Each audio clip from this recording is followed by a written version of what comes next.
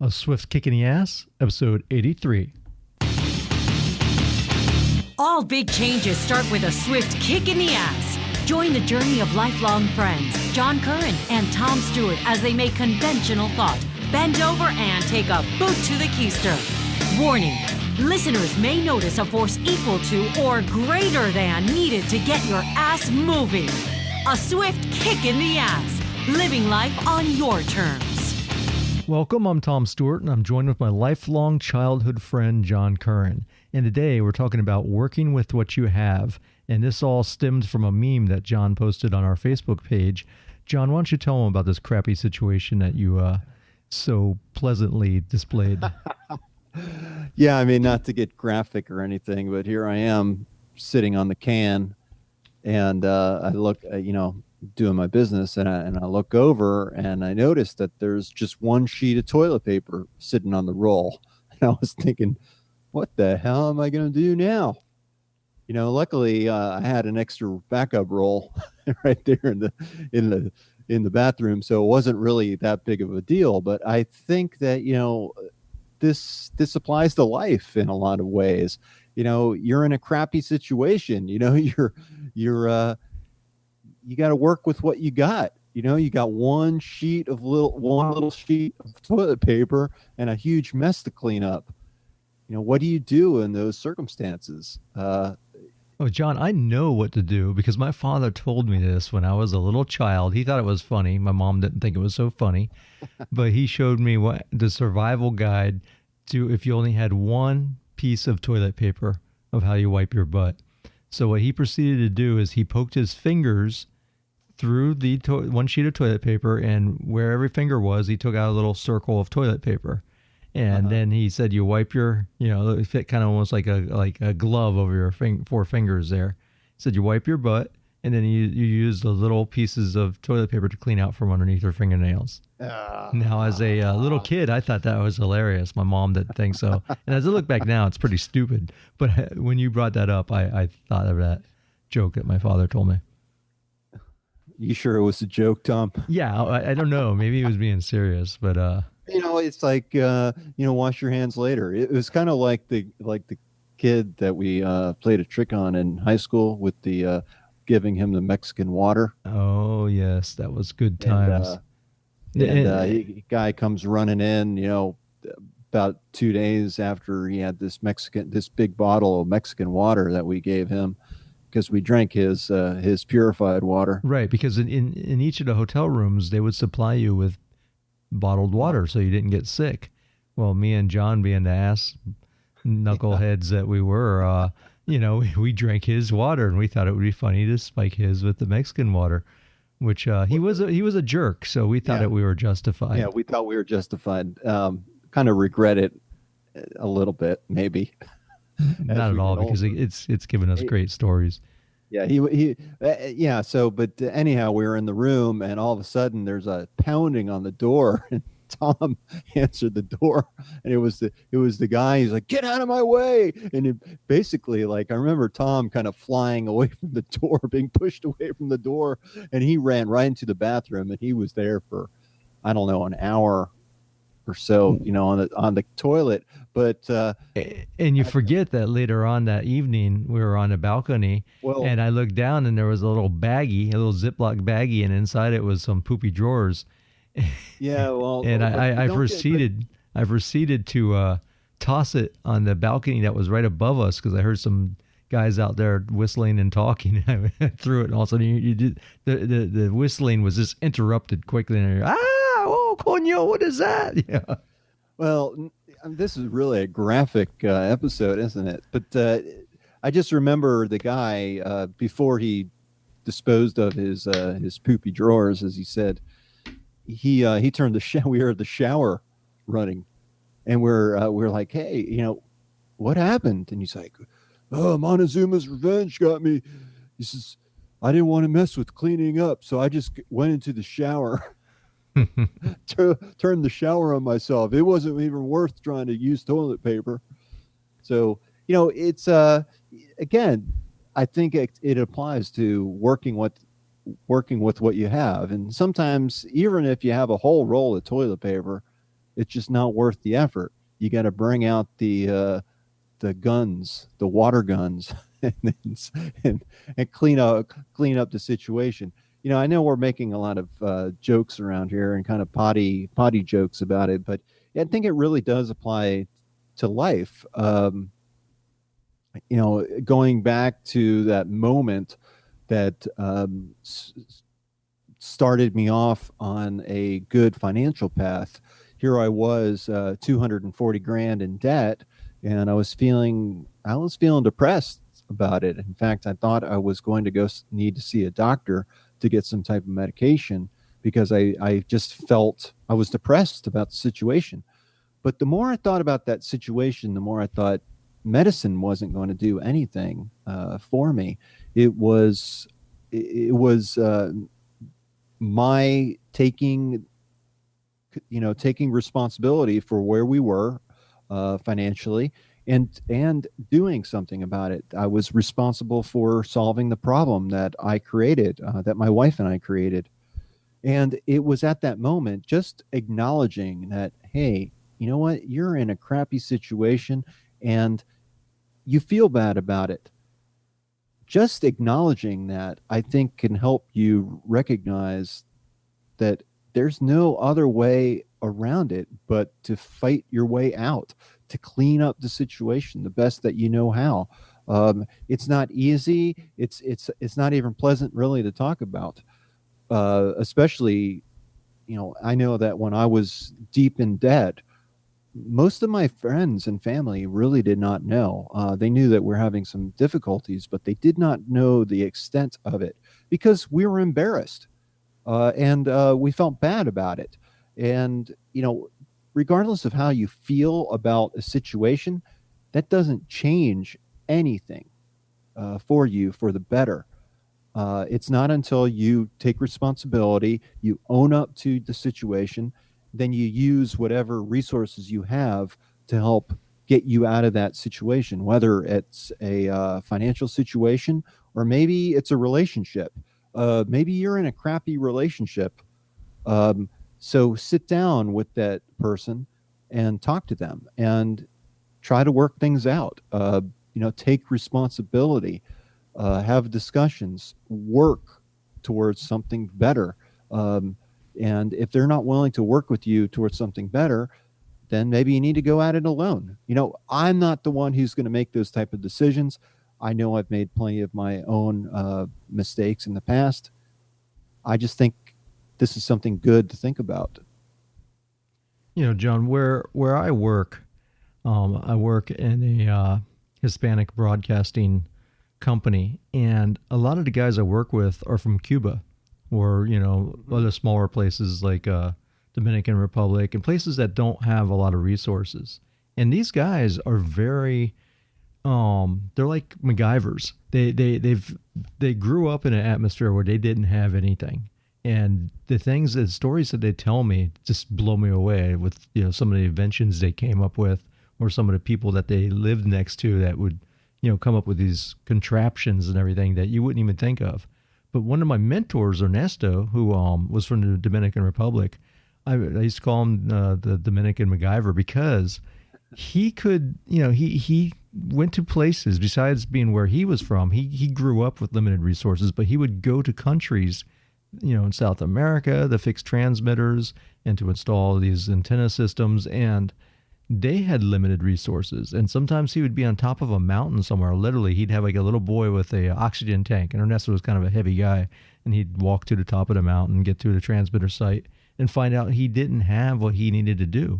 In fact, the reason my old boss had even hired him originally is they were having a discussion, and Ernesto was saying, I'm stuck on this mountaintop, and I needed a certain value resistor, and I didn't have it, and there was no electronic shops, and, I'm on top of a mountain. How am I going to finish this? I can't finish this installation of the transmitter. So he decided to shave the resistor itself down till it was the correct value and would actually work. So he just took his pocket knife out and he took this electronic component and started whittling away at it, to get the dielectric at a certain size that it would be the proper resistance for what he needed. And that's what got him that job and got him in that radio station. And luckily, fortunately for me, he became my mentor and taught me broadcasting. But it was guys that have that mentality that come from nothing. Almost like when America first started, and we were fighting one of the most powerful countries in the world, and we survived and claimed our independence. It's having that limited resources, but using them wisely and figuring out how to leverage what you do have. Yeah, that's the Revolutionary War. That's a great example. To whereas here the United States was just starting out, a fledgling country, trying to claim its independence from the Queen of England, who had an amazingly large fighting force, well trained, well equipped, and outnumbered the American forces. I don't know how many to one, but it was a huge difference. And so how did we win? Well, we changed our tactics. We used our understanding of the land to invoke guerrilla warfare, really, to take them by surprise. We had to fight dirty. But when you really want to win, you might not need the rules will change. And Tom and I have discussed this before, and I don't want to go too far off tangent, but you have to think about the rules that are in place, who created them, who did they serve, and if they don't serve you, you may want to consider maybe changing or bending some of those rules. I think that this subject too, working with what you have, again, deals with resources. And so as Tom's former mentor, Ernesto, he used his one of the resources he had available to him was experience and understanding of electronics, and recognizing that in order to change the resistance value of a resistor, he knew exactly what to do. With that, he had knowledge and he had skills, even though he didn't have the parts available with him. But this is really a question, I think, of have versus have not. And we see this just rampant within our country.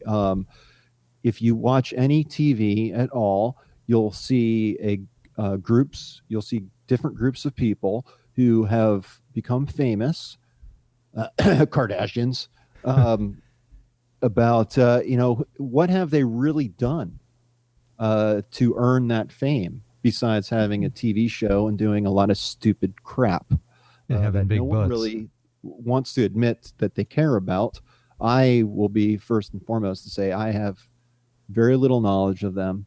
I care nothing really about their life or their TV shows or anything else about them. But a lot of people in America do.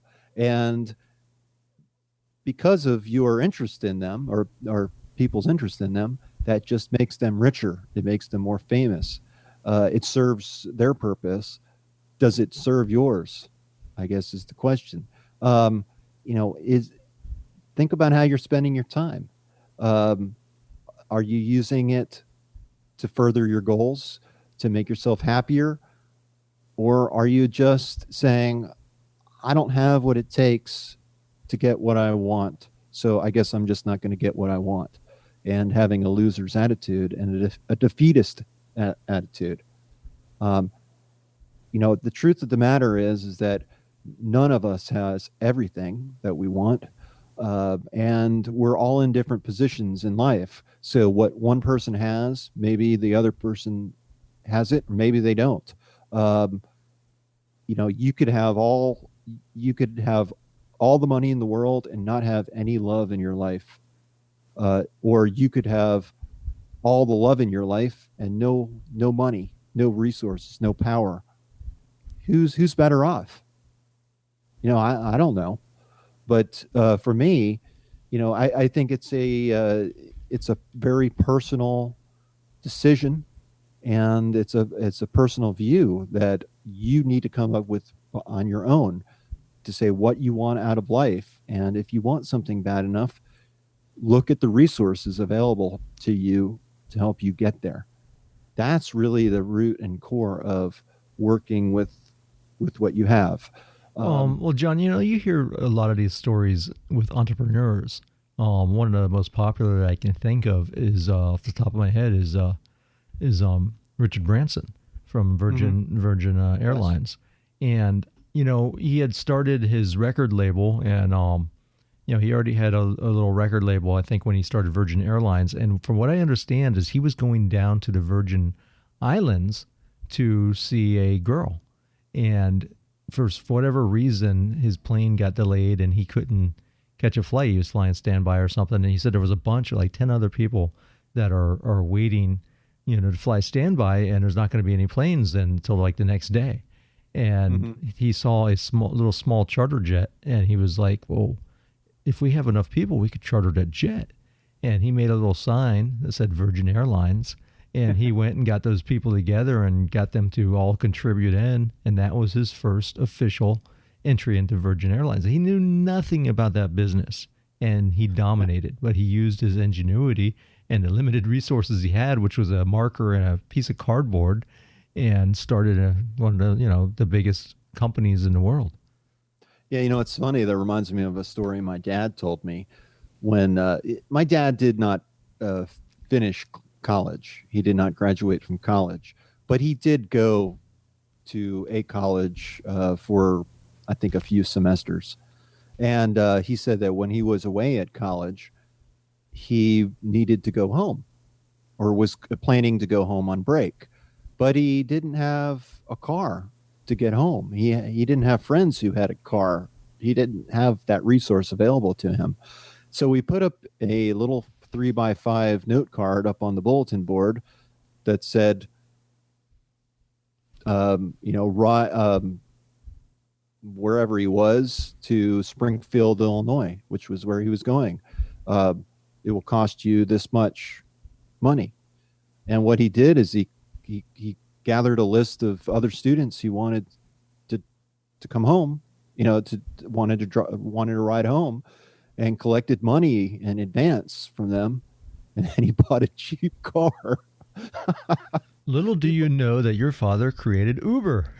Yeah, he bought a cheap car, and like maybe $200 car or something like that, piece of junk car, and drove, bought the car and drove the people home. And then I think, I guess he sold the car later on, and that to me is being resourceful. Back when I was in college, I lived off campus, and I rented a house just in my name only. It was a 3-bedroom house, and it had a huge Florida room in the back. So what I did is I kind of closed off the Florida room. It was already pretty much closed off, but I made it more private, put up curtains, and I lived in the back. And then I rented out the 3 other rooms, and that paid my rent for several years. I had a turnover. Every time I had someone leave, I had to replace them, get another roommate. But I basically was supporting myself.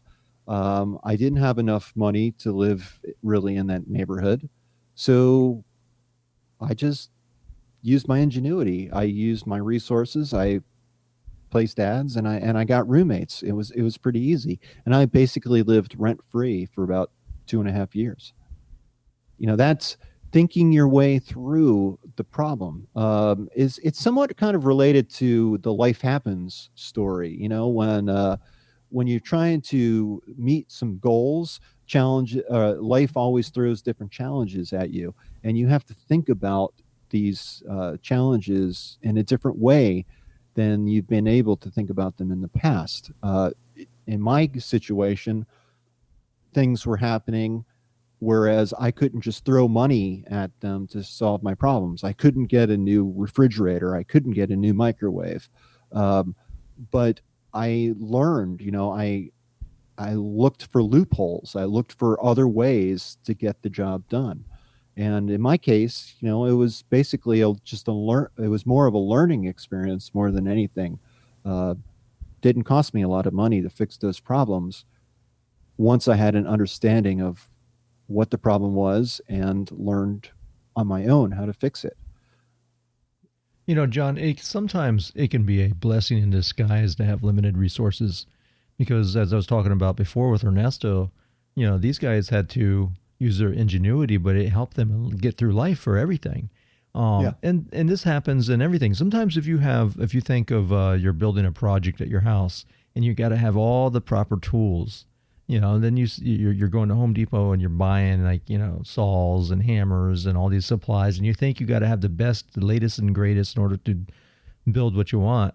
And then you see some guy that has like a hammer and he can build exactly what you have using limited resources because he's got so in depth with it, with how he's mastered that hammer because it's the only tool he has. You know what I'm saying? It happens. It can kind of be a blessing where you can be overwhelmed. I know that when you're starting out, say you're starting a business and you're trying to collect as many tools as possible, it can become overwhelming trying to figure out how to use all those compared to if you master one or two things or principles that will help you better. Case in point, working out, which I know we relate a lot of stuff to working out, but it's such a great, model for a good functioning life. I used to do this where I thought I had to have a bench, weights, a lat pull down machine, a squat rack, and you need all these tools to get in shape. And you spend more time organizing all your weights and your benches and make sure they're clean and setting up your area where you should be spending that time just exercising. And there's so much you can do without any weights or one barbell, or I came home today, and I didn't have time to do a long extended workout. So I just took the barbell and I said, you know what, I'm going to do some presses and I'm going to do some bench press. And it hit the areas I needed to do. And it probably was more beneficial because I didn't deplete myself with a small bunch of useless exercises. I hit the big basic exercises I needed to get the job done and hit it harder than I probably would because I had limited time. And it's the same thing with limited resources. Sometimes you can focus that into the one thing that really gets the biggest percentage of work done for you rather than spreading it all over different small little tasks. Yeah, I think we can get it in our own heads, what we need or what we don't need. We create our own expectations around any number of different situations. Those expectations can really be harmful if you think about them. Because if you don't have the resources to meet your expectations, you feel like you can't do it. And that's just so far from the truth. If you try to keep your expectations low, then I think you can surprise yourself with your creativity and how to get from point A to point B, in your own way. John, I remember, I like doing videography on the side and, I like cameras and that kind of stuff. And I remember hearing a story of this really popular wedding videographer, and everyone was like, what's this guy use to edit? Because his movies are so phenomenal, and what kind of gear does he shoot on? And that's an industry where at a time it used to be like you had to have the bigger, better camera to kind of be impressive, to make you feel like you could charge kind of money that you wanted to charge. Well, it turns out this guy had like a little handy cam, like a real cheap one, and edited on some $79, let's edit movie editing software that was not even up to standard of what comes free packaged on your Mac, or just maybe just a little bit better than the Windows version of Movie Maker. So this guy just used his creativity and knew his art, so he was able to create these fantastic movies, really productions, with very limited resources. Yeah, that's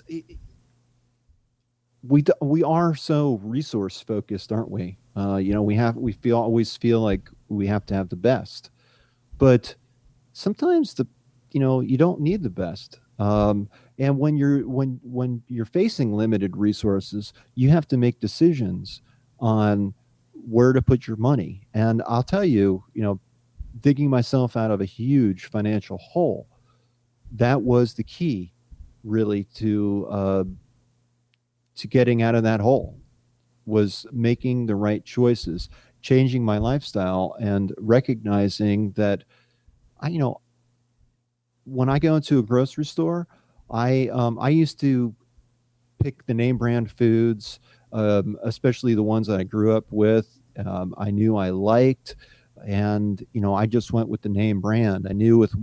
I went with what I knew. But when I didn't have the money to buy those name brands, I had some very difficult choices to make, and I tried a number of different, off-brand products and store brand products, and what I think what I realized at that time was that if I can't taste the difference or feel the difference or see the difference, why would I spend the extra money to get that? It's a utilitarian type of problem that we have. Look at the utility, look at the use that you're getting out of that product, that service, or whatever it is. What kind of use are you getting out of it, and what kind of value do you attach to that? Right, because in that kind of situation, you have to be able to look past the years of branding that has been imposed on you. Yes. And the feelings of, like, when you think of certain sodas, of how that made you feel because those commercials told you had to feel a certain way, or the people that, like when I quit Diet Coke, one of the things that pissed me off and made me, say, you know what, this is crap. I'm giving this up. Is some billboard, and it said something like Diet Coke be, exceptional. And yeah, it has nothing to do with that. If it said taste great, yeah, that's okay. But when they're trying to make it look like it's just a lifestyle and that this drink is going to, make you an exceptional person, I thought it just rang so corporate to me, and I was just so sickened by it. And I was like, you know what? It's like the nail in the coffin.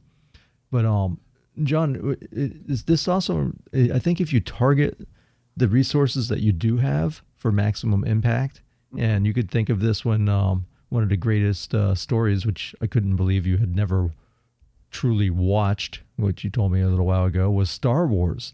One of our generation's, mythos. Oh no, and not this again. The rebels had no way to go up against the Empire, which was this massive, machine of, stormtroopers and the Death Star.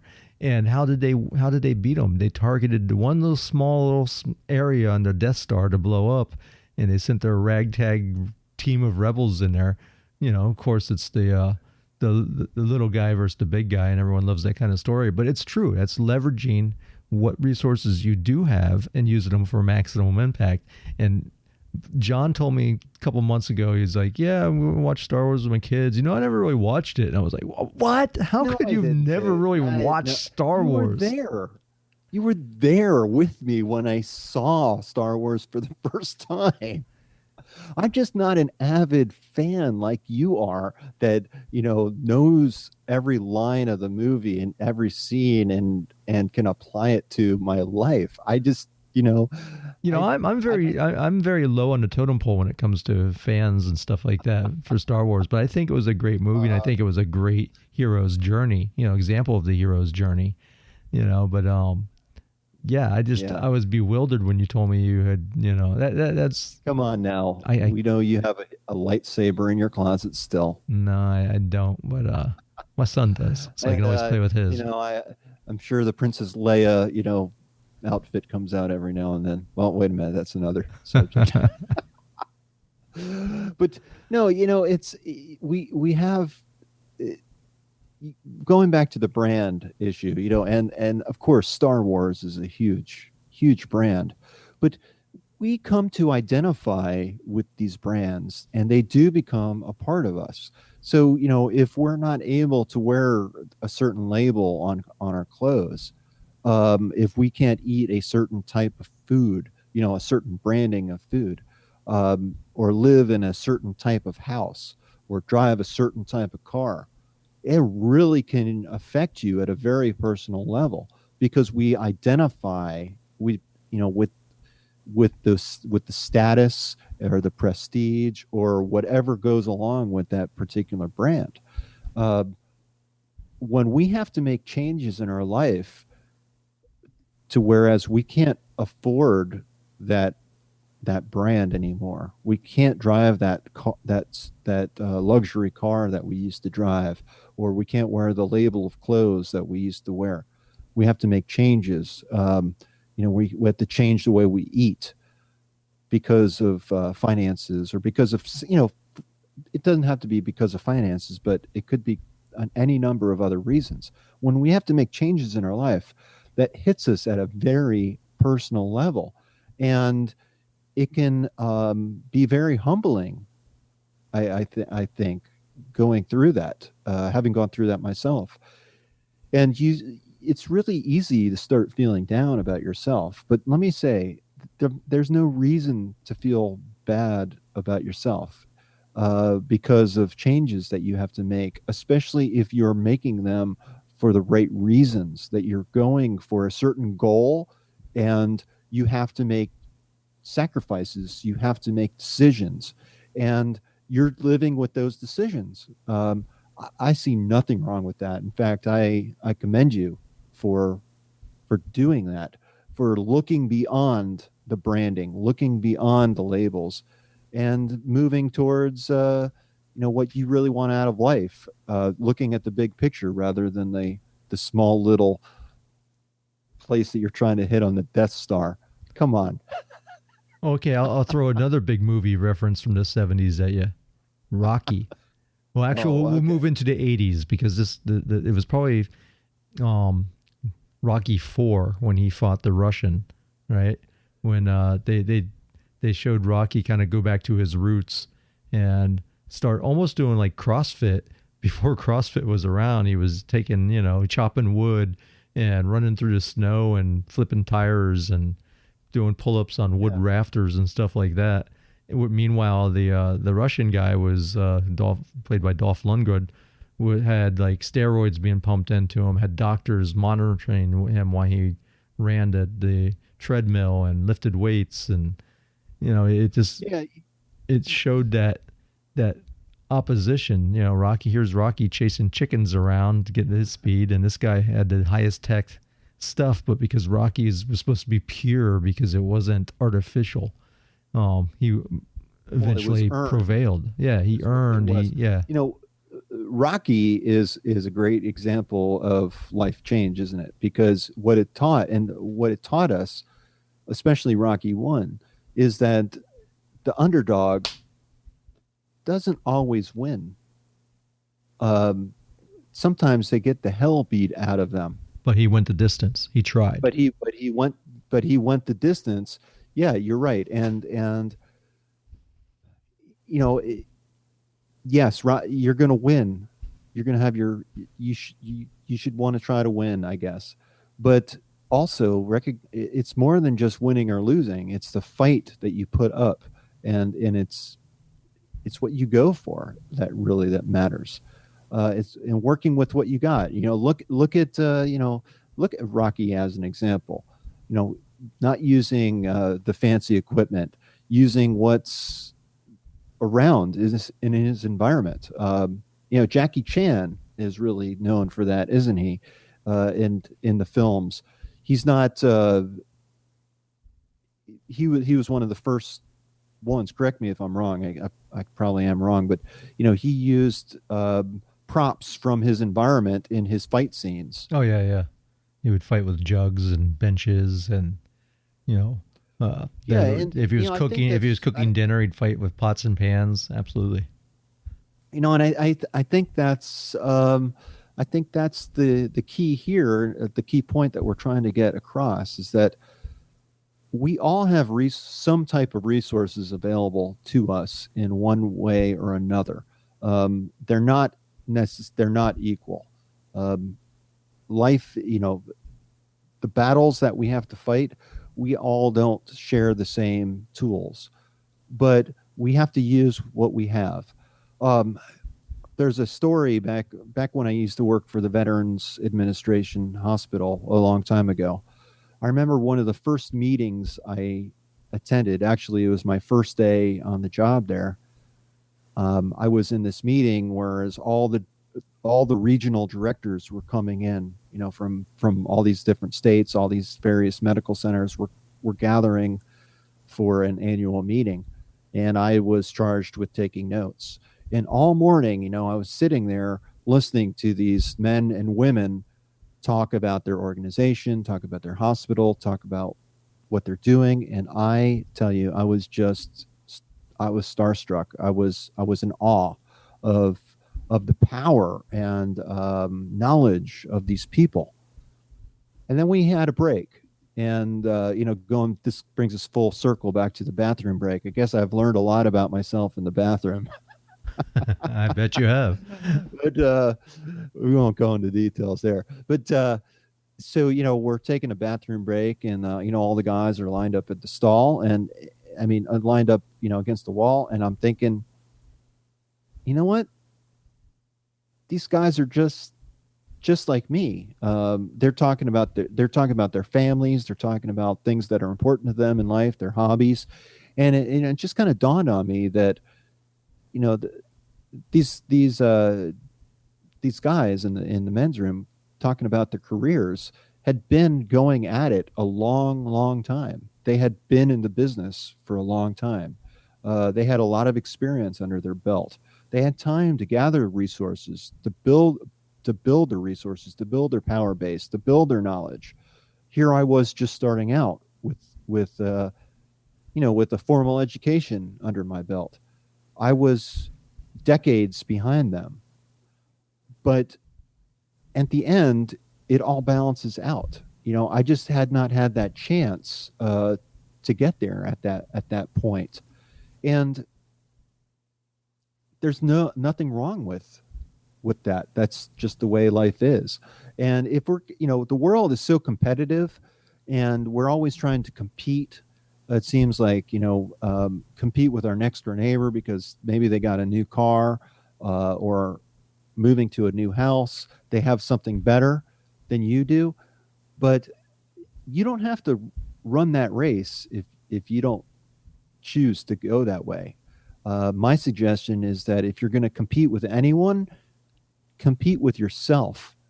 Do better than you have done before, and use yourself as a marker or a judgment, something to judge against. If you want to compete, work at bettering yourself. Work with what you have and use what you have at your disposal. And I think you'll see life start to change and to get better, because you won't be trying to compete for things that you don't have and trying to spend your energy trying to get those labels or those brands. You don't really need them. So use what you have at your disposal and make it work for you. Be Rocky, my friend. Chase chickens. I have a quote, John. I always like to throw a quote in, and this is by someone that I doubt anyone of them knows. His name's Craig Rochelle, but it's a great quote about resources. Limited resources are not a hindrance to innovation. Limited resources are a catalyst for innovation. And that's so true. As we were talking about before, when you have so little, or to my friends that were from Cuba, they didn't have the luxuries that we had. They didn't have, just the basic needs sometimes. And they had to come up with ideas of how they were going to get it and how they were going to do it. And sometimes they became so creative that they would astonish you to the things that they create. You're like, my God, I wouldn't even imagine that, but when you don't have nothing or come from nothing, you really do find a way. Yep. And that's the lesson here today. To use that last piece of toilet paper that you have to help you get the job done, because that's all you have. I think that's a good. Or you get really nasty fingernails, which is pretty gross. Yeah, my dad's method. That's Not advisable. Not Oh, John, advisable at all. I think that's about sums up our episode, right? Yep, I think so. Until the next time, this is John, Tom with the Swift Kick in the Ass. Make sure that you check out our website. Check us out on Facebook, Twitter. We'd love to hear from you. Sign up on our website for our vault. And like us on Facebook and Twitter. Our Twitter's blowing up right now, so check us out. We've been posting some really good stuff, and a lot of people are following us, and I like that. That's good. So keep it up. And this is Tom. Peace. And this is John. Peace. Talk to you later.